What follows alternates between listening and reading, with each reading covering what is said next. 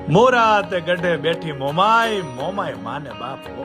કહેવાય છે કે સૌરાષ્ટ્રમાં જાડેજાઓ રહેતા હતા, જેમને અંદરો અંદર મતભેદ થતા કેટલાક કુટુંબો કચ્છ તરફ ચાલી નીકળ્યા. રસ્તામાં વિશાળ રણ આવતા તેઓ તરસે ટળવળવા લાગ્યા અને કુળદેવીમાં મોમાઈને યાદ કરવા લાગ્યા. માડી 16 વર્ષની કન્યાનું સ્વરૂપ લઈ હાંડડી પર સવાર થઈને આવ્યા અને તેઓને મીઠું અમૃત જેવું પાણી પાયું. કહ્યું કે મારી સાંઢડીના પગલે પગલે ચાલ્યા આવજો.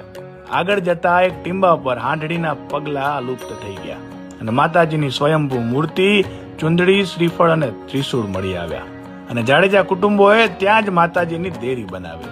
મોમાઈ માએ મોર થઈને રસ્તો બતાવ્યો હોવાથી આ જગ્યા મોમાઈ મોરા નામે પ્રસિદ્ધ થઈ. હાલ મોરાગઢ પણ કહેવાય છે. મોમાઈ મા પર રબારી, ભરવાડ, જાડેજા, કારડિયા, રજપૂત, વાઢેર, પટેલ તેમજ અન્ય સમાજો અનન્ય શ્રદ્ધા ધરાવે છે અને માતાજી ઘણાના કુળદેવી પણ છે. આપ પણ ક્યારેક આવજો.